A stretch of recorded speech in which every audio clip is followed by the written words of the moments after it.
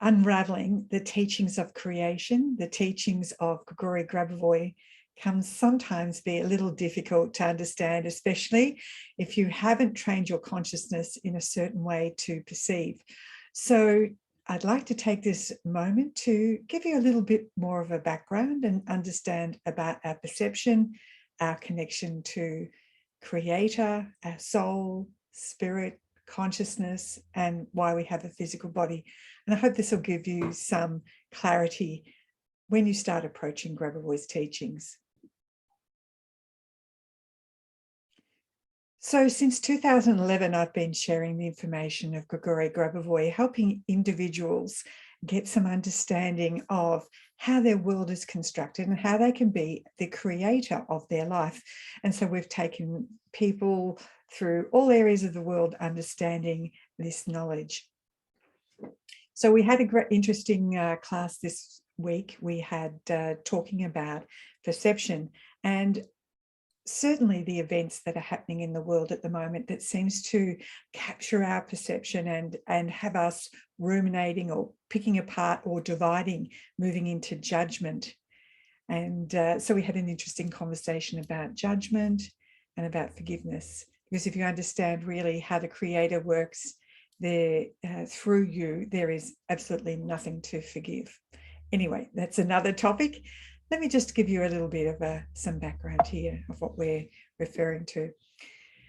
So this is a very simplified version of understanding the difference between creator, soul, spirit, our consciousness, and the relevance of the physical body.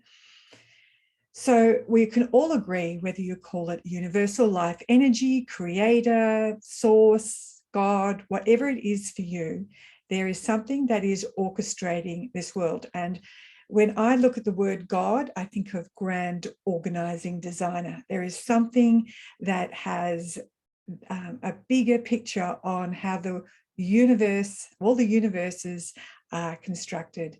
And there is a definite organization, like a mathematical puzzle being put together. So we are creator. Our soul is an aspect of the creator. Our soul has all the information that the Creator has. Our soul has all the information from when we first turned up as a spark of light, not just in this life, but the very first time we were created as a soul. And it's our soul that goes on an evolutionary journey where we grow and develop through experiences in the physical reality. So let's just, not forgetting that we can be on many different realities. So let's look at the earth school that we all came to. Our soul has a spirit, and spirit is like the transporter of the information from soul into your consciousness. So if you've ever felt compelled to do something, or feel like you're driven from an inside fire, this is your spirit actually in action, coming into the outer world. And there's spirit everywhere. If you look in nature, nature reflects life. Life has the spirit of living in there. And then we have looking at our connection from soul and spirit into our consciousness. Our consciousness has two aspects. It has the logical phase and it has the intuitive phase. Now, at all times, we are getting messages from our soul into our consciousness, and we either go into the logical left brain, where we're processing at a very slow speed of 24 pictures per second, or we follow the intuition of our heart. And the intuition has a very fast speed, over 6,000 pictures per second or bits per second. So it's very fast. And it's when you ask yourself a question and you get an answer almost before you finished asking the question, that's your intuition, that's the real answer. And then unfortunately, humans like to then put it into the logical phase. And then of course, we have the physical body, and the physical body has been created by the soul and represents the soul. So if you want to see how a person's doing, what a good analogy is, people say, if you want to see how somebody's going, look into their eyes. It's like you're looking into the depths of their soul. And it's just something very true around that. So if you want to look how connected you are to your soul, to Creator, then have a look how your physical body is experiencing the world at the moment, what's actually happening around you. Now, when people come to Grigori Grabovoi's technologies, they come from sometimes a very logical perspective with trying to understand what is in his teachings and then looking to unpack that. And also when they go through doing some of the processes, some of the controls and techniques, they move from a very logical process of doing it. And obviously in logic, if we're moving at a very slow pace, then there is a period of time, because we are in a dimension of time and space. So it's going to be a period of time before things turn up in a physical reality. That means that we actually see it with our physical eyes. It doesn't mean when we go through a control that it hasn't been done. It's just that we question whether it's been done and how soon it's going to show up. So for example, we had somebody who had used a number code off the internet, and they'd used it and found that their body was having some severe reaction. Now, I don't know what the code was for or where it came from. And they came to Grabovoi and said, well, we've used this code. Can you fix it up with one of the Grabovoi sequences? Well, first we had to define that it wasn't one of Grabovoi's codes. And so we don't know what information was in that code. But we had a look at the number sequence of Grabovoi's. Now, every number together has a frequency. And when they put the number sequences together, it creates like an orchestra. It provides a beautiful harmonious tune that goes into the area of time and space and harmonizes the information, the distorted information, and restores it to the norm. Now, what happens when people use these number sequences? They use it once and expect a result, or they use it chanting it over and over again and then look for the result, and then say, well, it doesn't work, or I don't understand why it hasn't worked.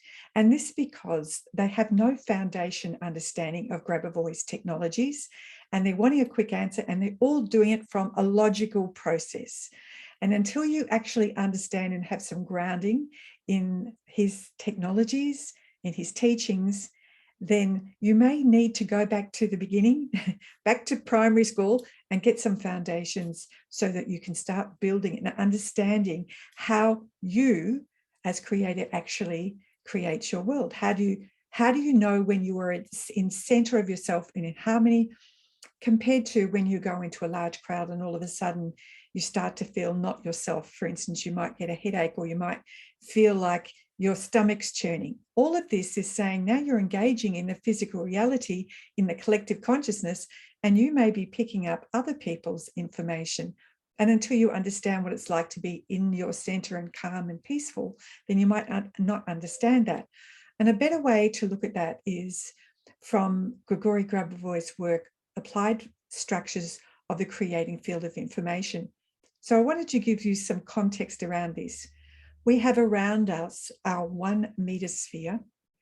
And in our 1 meter sphere is our area of perception, which is in front of us. This is when we perceive events in our inner world, but also in our outer world, where we start to see, well, is this reality that I'm seeing? Because we've been taught that unless you see it, it's not real. And that really is not the truth.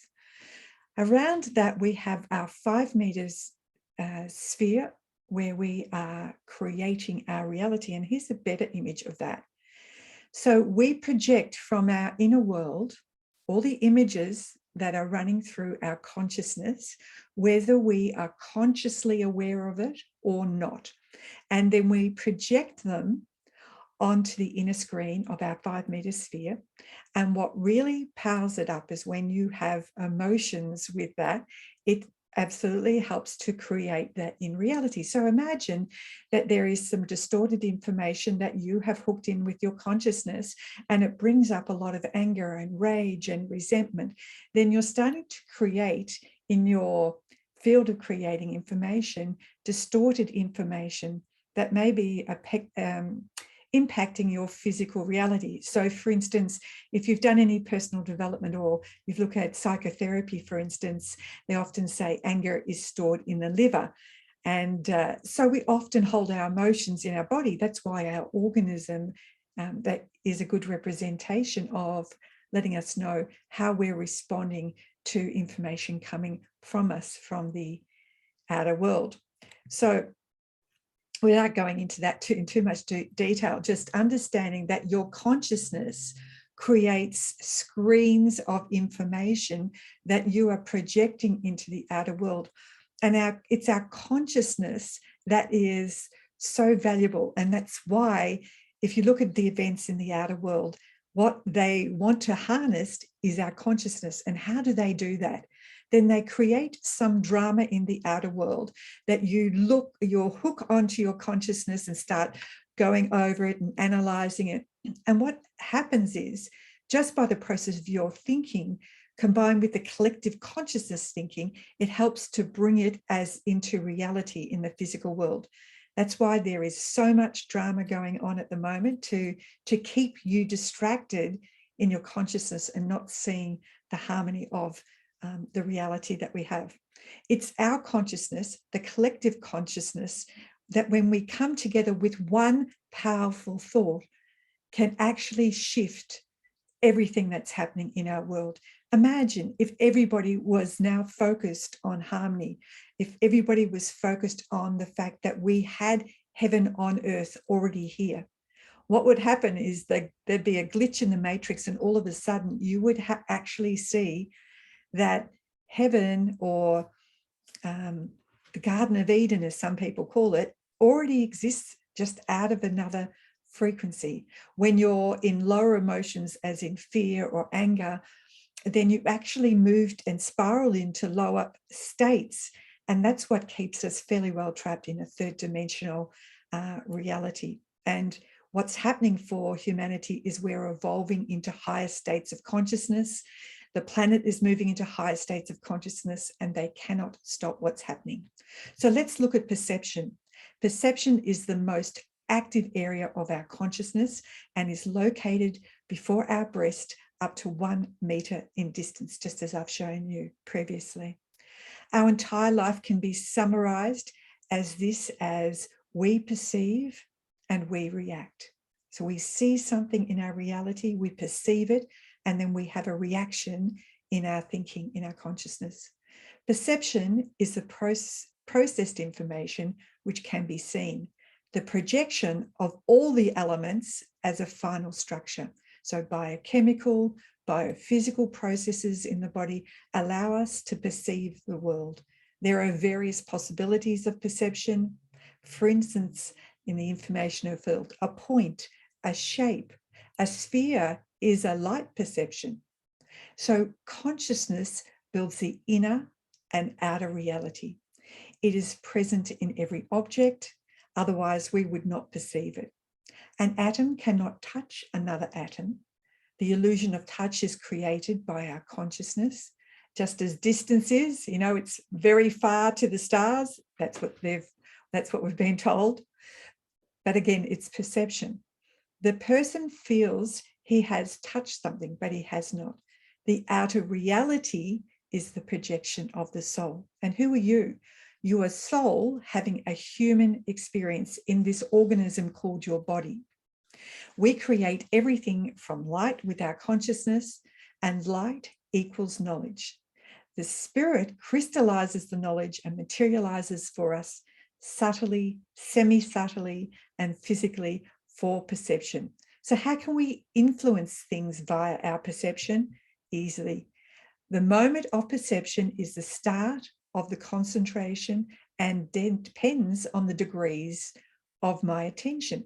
So the more concentrated your focus, then the more you give to that perception you have.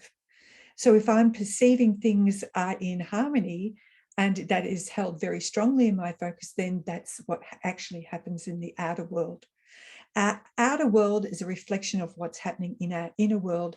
So if we have a lot of turmoil and we are not dealing with it in the usual areas in our consciousness, Then we project it into the outer world and play it out with people and situations so that we can harmonize it. It's in our face, so to speak. When I perceive a disharmonious event and I do not react, then nothing will change. I recognize a destructive element, for instance, and recreate it in the area of my perception, and I repair it. Imagine, for instance, you have a bike tire that has a puncture. There's no point keep riding a bike and expecting that you'll get home safely. You have to stop and repair it. And that's what we do in our consciousness. That's what Grigori Grabovoi's teachings show you, how to repair and change the things that are happening in our reality. And therefore, we create the norm in the outside. So our perception is one of the most powerful control levels, as I mentioned before. It's what the control systems want to harness, and they're doing ever so interesting a job trying to have our perception swayed in one direction.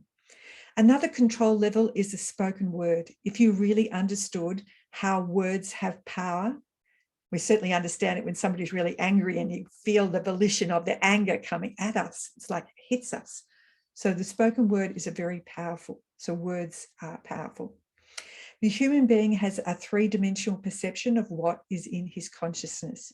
He does not see a paradise. He doesn't see harmony in front of him because his analytical thinking influences him.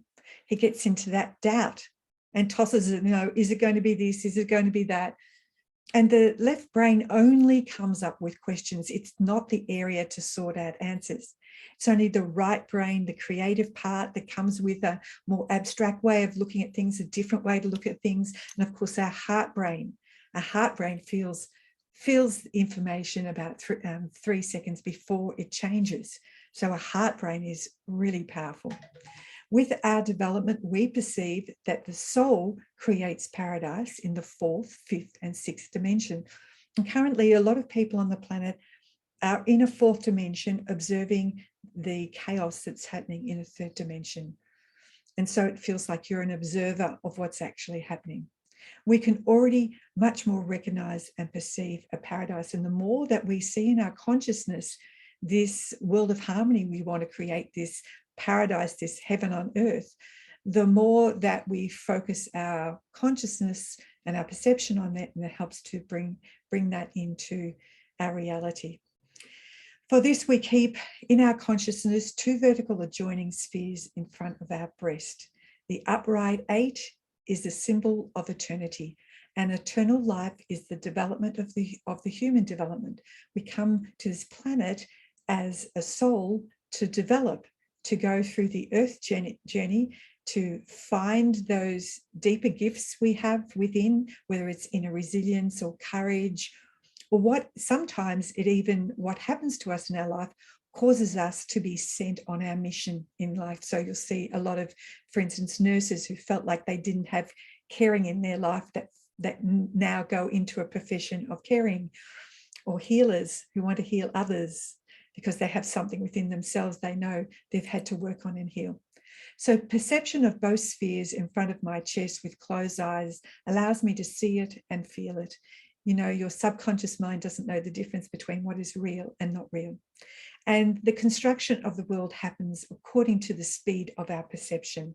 So some people find it hard to actually, at the start, to see the way that we do when we go through some of the controls. So for instance, we might say, in your consciousness, see a sphere.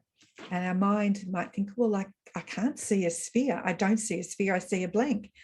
But if I said, imagine you had a sphere in your hand, then most people could imagine that there was a sphere. And obviously there's different understanding about the speed of perception, but that's just to give you an example. The world changes permanently, so does our perception and our organism, and this change depends on our thoughts. Grigori Grabovoi says, when the human thinks what is not in the collective consciousness, then he operates as the creator.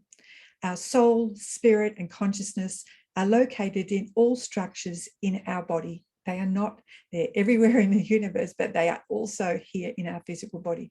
Therefore, instant reconstruction or regeneration is possible. Yes, we grew our body once, and therefore we can regrow it again. Everything about growth, everything, all the information that grew your body originally still exists in our body. And that's why we can do that, but nobody's ever shown you how to do that. But our physical consciousness, the logical, is slow and only perceives slowly. And some of the questions our logical brain will go is, so how will that happen? Because we want to know, the brain, the left brain wants to know the process. And it's a very different training with Grigori Grabovoi's teachings. They perceive not in the left brain thinking. They start to perceive it a whole elevated way. We raise the frequency with this sentence: I equalize the speed of my perception to the speed of the light stream of the Creator. And through the structure of self-perception, I always see and perceive myself in the future, young, beautiful, healthy, wealthy, and with all knowledge. The Creator looks at you and he doesn't see somebody who's broken. The only person that sees you as broken is you, because we're our own worst critics. And we look in the mirror and we see a wrinkle on our face and we go, oh my gosh, you're getting old. But imagine if you had trained your consciousness to start perceiving yourself as 19 years old or whatever age it is for you. And your inner world starts to respond to your dominant focus, your dominant perception. So I perceive myself with self-perception. How do you see yourself? As the Creator perceives himself, as without distortion. Certainly it's a training to get ourselves to see there sometimes. So there is a number sequence out of Grigori Grabovoi's book, Psychological Number Series for Psychological Norming, Book 1. And here is the number code or number sequence for perception: 519714984217. So with each number I am speaking, and together they create a signature that goes to the area of perception where there may be distortions, and through repeating the number sequence, a minimum, for instance, of 3 times speaking it, or there are a number of other ways to use the number sequences, but let's just keep it simple at the moment. And then by doing this, it starts to harmonize the information that's in your 1 meter sphere, that's in your 5 meter sphere, and starts to bring any distorted information into the norm. So that's just a quick little peek at some of the areas. One of the key areas is perception. Most people have no idea to perceive what's happening for them. I'll give you a little hint. Look into the outer world. However you perceive the outer world, however you perceive yourself, you'll start to understand that you are actually creating that also in the outer world. And till you understand how you can work with your consciousness, understand how perception helps to create reality, and then you'll be unfortunately in the logical brain of trying to work this out, and it'll be a very slow process. So I hope that's given you a little bit of help, and please commit to some time either in our community learning how to work with these teachings of Grigori Grabovoi. I'm Marion Mace from E = VS. Bye for now.